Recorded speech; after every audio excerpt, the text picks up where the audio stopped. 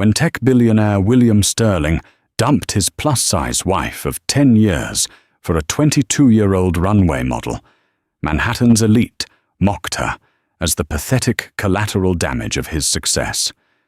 They didn't know the quiet woman they ridiculed was the very architect of his empire, and she was ready to detonate it. The grand ballroom of the Pierre Hotel in New York was suffocatingly bright, drowning in the glow of 3,000 baccarat crystals. It was the annual Aegis Foundation Gala, the crown jewel of the tech and finance social season. Molly Sterling stood near a towering arrangement of white orchids, nursing a sparkling water, pretending she couldn't feel the eyes on her. Molly was a size 18 in a room full of size zeros, while the other wives and arm candy girlfriends starved themselves on kale water and Pilates. Molly possessed a soft, undeniable covaciousness that she had spent her life learning to love. She wore a custom-draped emerald silk gown that complemented her auburn hair and ivory skin. To anyone with a soul, she looked radiant, grounded, and deeply kind. But in the ruthless ecosystem of the billionaire class, she was treated as an anomaly, a relic from William's past. William Sterling, CEO of Sterling Innovations, was holding court across the room. At 45, he looked like he had been engineered in a laboratory designed to produce alpha males. He wore a bespoke Brioni tuxedo, his jawline sharp, his smile practiced. He had spent the last 3 years biohacking his body, running ultramarathons, and optimizing every facet of his existence, except his marriage. "William looks phenomenal, doesn't he?" A voice purred beside Molly. It was Sylvia Montgomery, a socialite whose face was pulled tighter than a snare drum. "You must be so proud, Molly, and so comfortable, knowing he's out there working so hard." Sylvia's eyes flicked deliberately down to Molly's waistline and back up. Molly offered a serene, practiced smile. "William has always been driven, Sylvia. I'm incredibly proud." "I suppose it's true what they say," Sylvia chuckled, sipping her champagne. "Behind every great man is a woman who let him shine.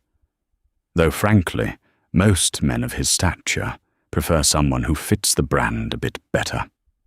You know, visually." Molly's jaw tightened, but she didn't take the bait. She had endured these passive-aggressive jabs for years. When she and William met in their late 20s, he was a struggling software developer, drowning in debt, and she was an archivist working quietly in the background of the financial sector. She had loved him when he wore threadbare sweaters and ate instant noodles. She had believed in him. But as his bank account swelled into the billions, his heart had shrunk. Suddenly, a flash of blinding camera bulbs erupted near the entrance. The sea of tuxedos and gowns parted. Walking toward William was Chloe DuPont.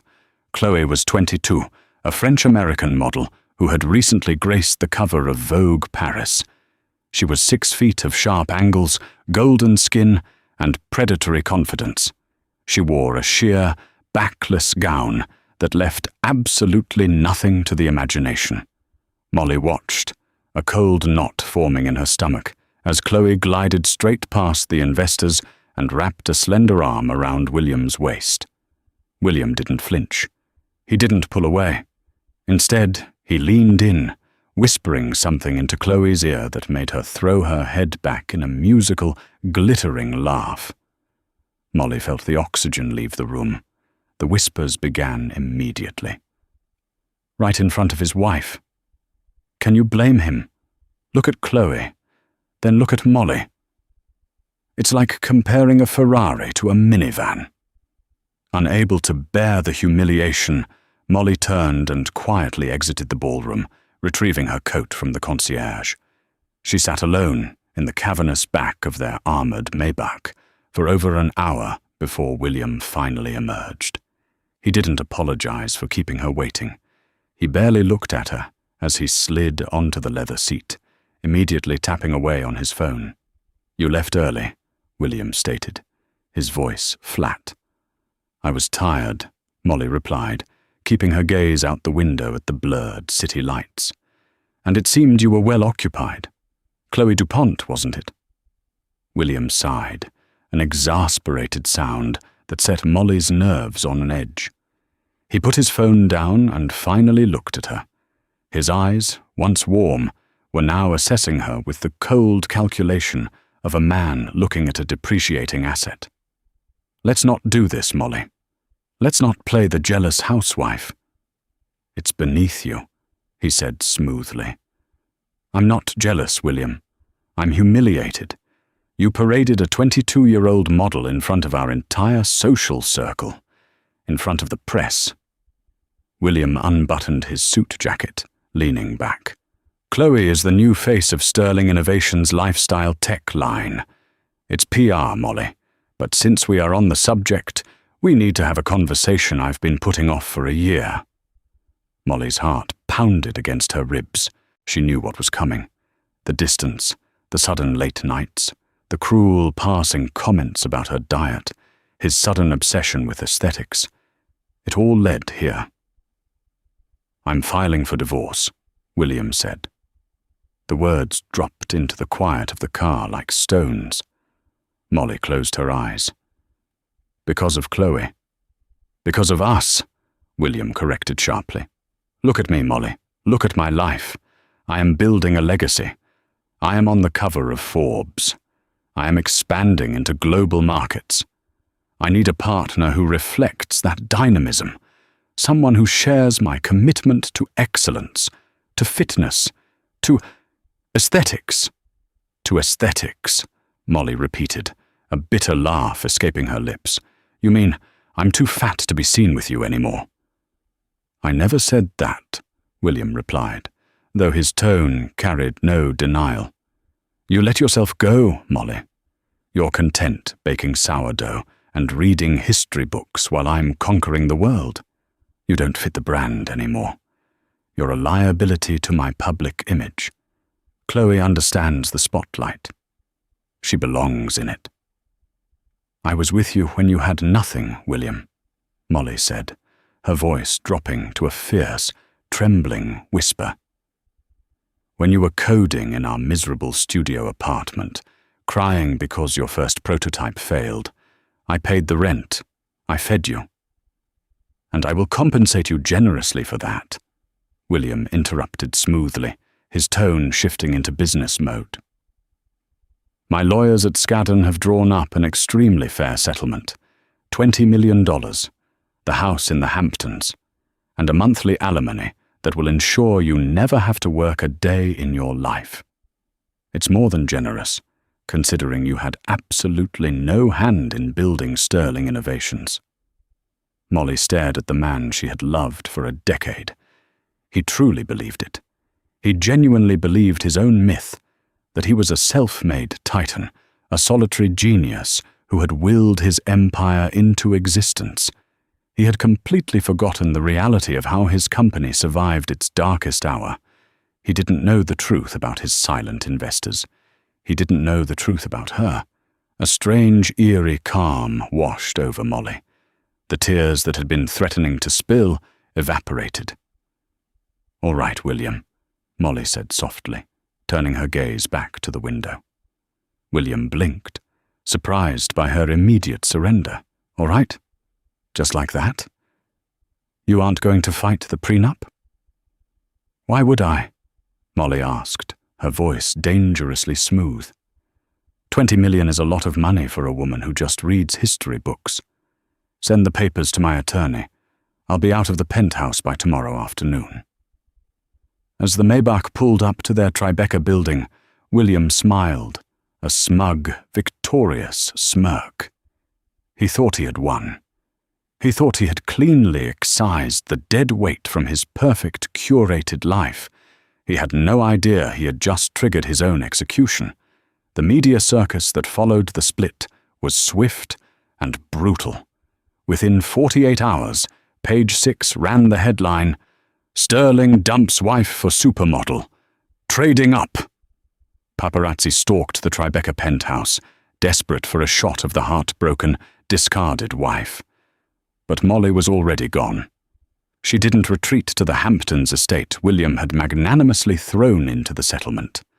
Instead, she moved into a quiet, heavily secured brownstone in Brooklyn Heights, registered under an obscure LLC, while William spent the next 3 weeks heavily documenting his new, lavish life with Chloe on Instagram, sunbathing on a super yacht in Saint-Tropez, skiing in Gstaad, attending exclusive gallery openings in Paris.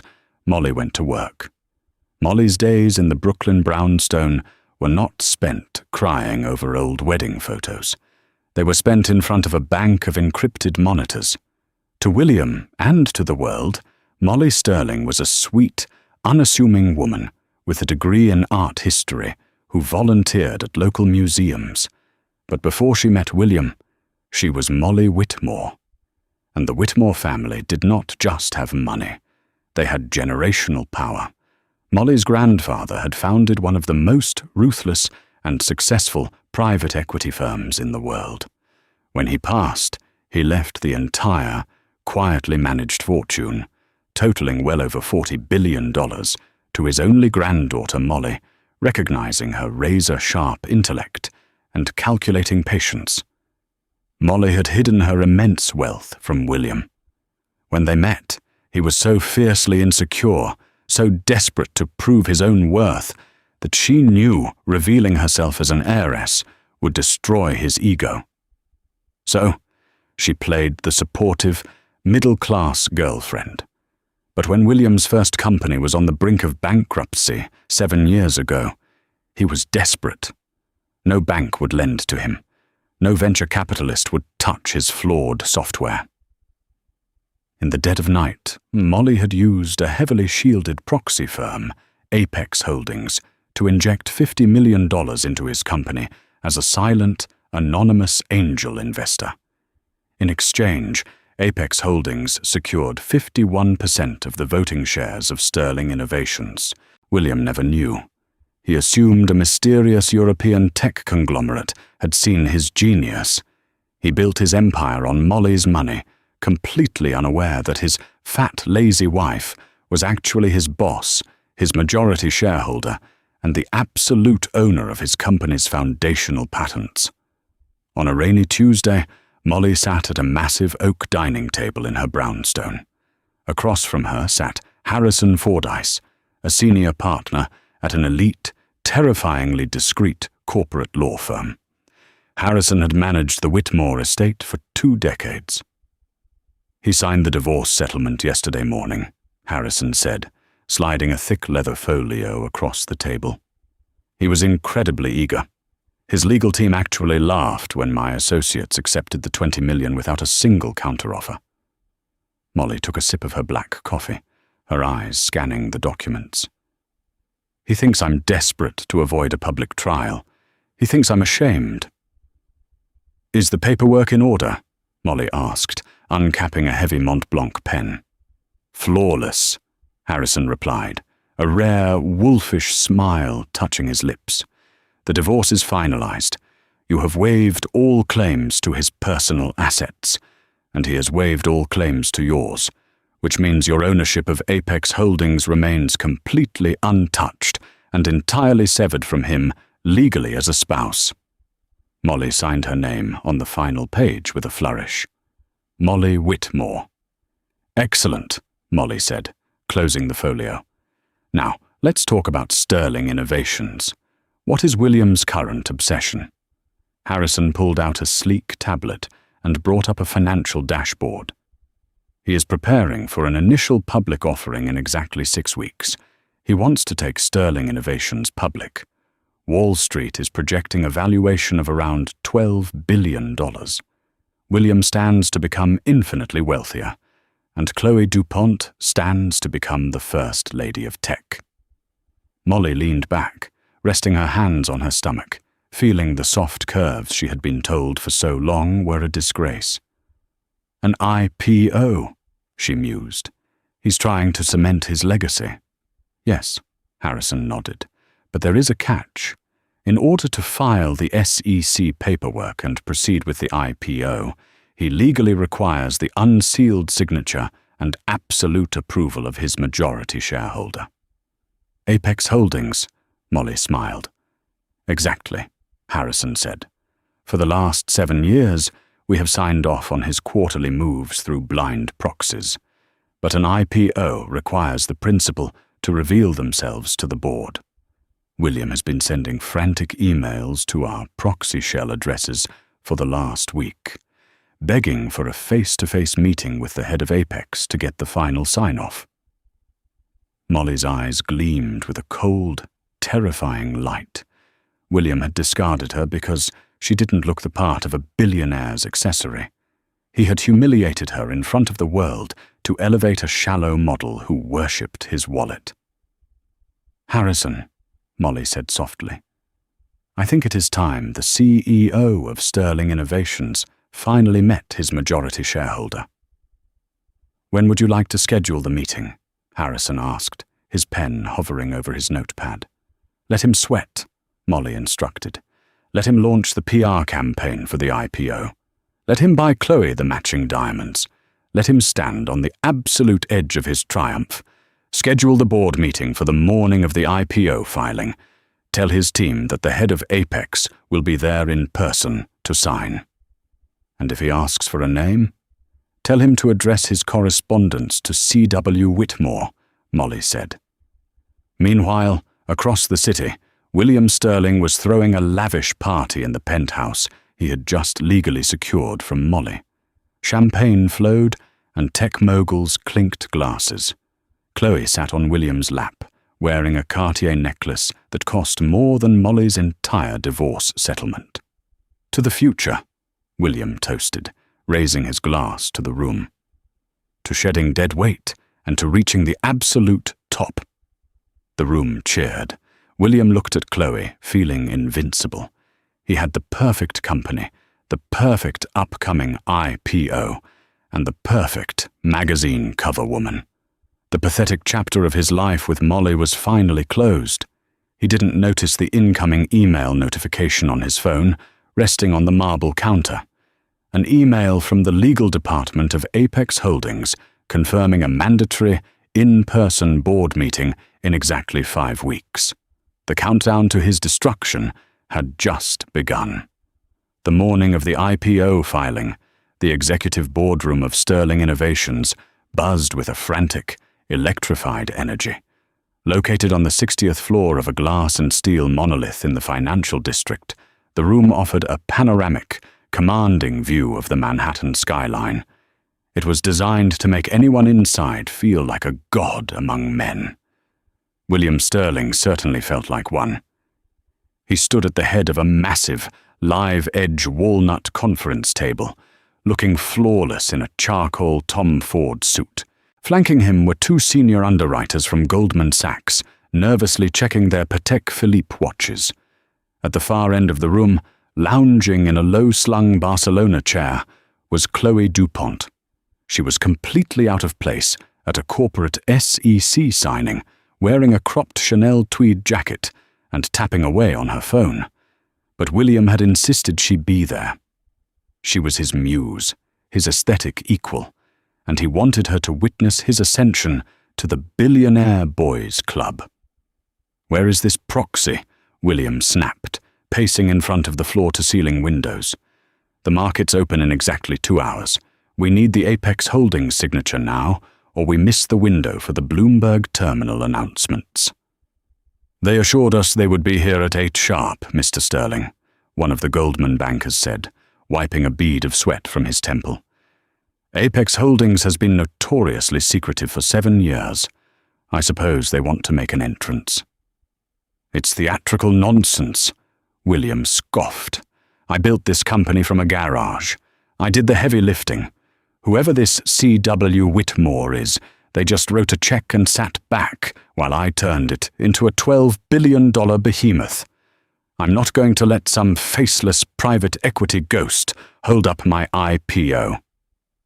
At exactly 8 a.m., the heavy glass doors of the boardroom swung open. Harrison Fordyce walked in first, carrying a sleek leather briefcase. He looked every inch the terrifying corporate litigator, his silver hair perfectly slicked back, his expression entirely devoid of warmth. William stepped forward, extending a hand, masking his irritation with a practiced, camera-ready smile. "You must be C.W. Whitmore. I'm William Sterling. Let's get this paperwork signed, shall we? We have a press conference at 10. Harrison ignored the outstretched hand. He set his briefcase on the polished walnut table and unclasped it with a sharp, echoing click. "I am not C.W. Whitmore, Mr. Sterling. I am Harrison Fordyce, managing partner at Fordyce, Vance and Associates. I represent Apex Holdings. The principal is right behind me." William frowned, dropping his hand. The Goldman Sachs bankers sat up straighter, intimidated by the sudden shift in the room's atmosphere. Even Chloe paused her scrolling, looking up through her perfectly lifted lashes. The glass doors opened a second time. Molly walked in. She did not look like the weeping, discarded wife the tabloids had painted her to be. Nor had she starved herself to fit into the Silicon Valley mold. She was proudly, beautifully plus-size, radiating a cold, devastating authority. She wore a custom-tailored, deep burgundy Alexander McQueen suit that draped flawlessly over her curves, paired with a vintage Cartier Panther brooch pinned to her lapel. William's face drained of color. He blinked, completely short-circuiting, his brain unable to process the collision of his past and his present. "Molly," William stammered, his polished CEO persona instantly shattering. His voice cracked. What are you doing here? Security is supposed to keep unauthorized personnel out of this building. Are you out of your mind? You can't be here." Chloe let out a sharp, mocking laugh from the corner. "Oh my God, William. Is this your ex-wife? Did she follow you here? This is actually pathetic. Security." Molly didn't even glance at the 22-year-old model. She kept her eyes locked on William as she walked slowly, deliberately, to the chair directly opposite him at the head of the table. She didn't sit. She placed both hands flat on the polished walnut, leaning forward slightly. "Good morning, William," Molly said, her voice smooth, calm, and carrying perfectly in the cavernous room. "I understand you are waiting for a signature." "Molly, stop this right now," William hissed, his face now flushing with furious red heat. "You got your 20 million. You signed the NDA. You are trespassing. If you don't leave this instant, I will have you arrested, and I will sue you for breaching our settlement." Harrison Fordyce pulled a heavy, velvet-bound ledger from his briefcase and slid it across the table toward the Goldman bankers. "Gentlemen," Harrison said smoothly, "allow me to introduce you to C.W. Whitmore, sole heir to the Arthur Whitmore estate, and the absolute owner of Apex Holdings." The silence that followed was absolute. It was a thick, suffocating vacuum. One of the bankers let out a soft, strangled gasp, his eyes widening as he recognized the Whitmore name, a dynasty that made William Sterling's newfound wealth look like pocket change. William stared at Harrison, then at Molly. His mouth opened, but no sound came out. The air in the room seemed to have crystallized. "That's impossible," William finally whispered, his voice trembling. "Apex is a European conglomerate. They bought in 7 years ago through a blind trust. You were baking bread in our apartment. You were unemployed." "I was an archivist, William," Molly corrected gently, though her eyes were made of flint. "And I was deeply in love with a man who cried on our kitchen floor because his code was failing and the banks were threatening to repossess his servers. So I made a call to my family's trust. I infused $50 million of my own capital to save you from bankruptcy. In exchange, my proxy firm took 51% of your voting shares." Molly stood up straight, her presence dominating the room. "You didn't build this from a garage, William.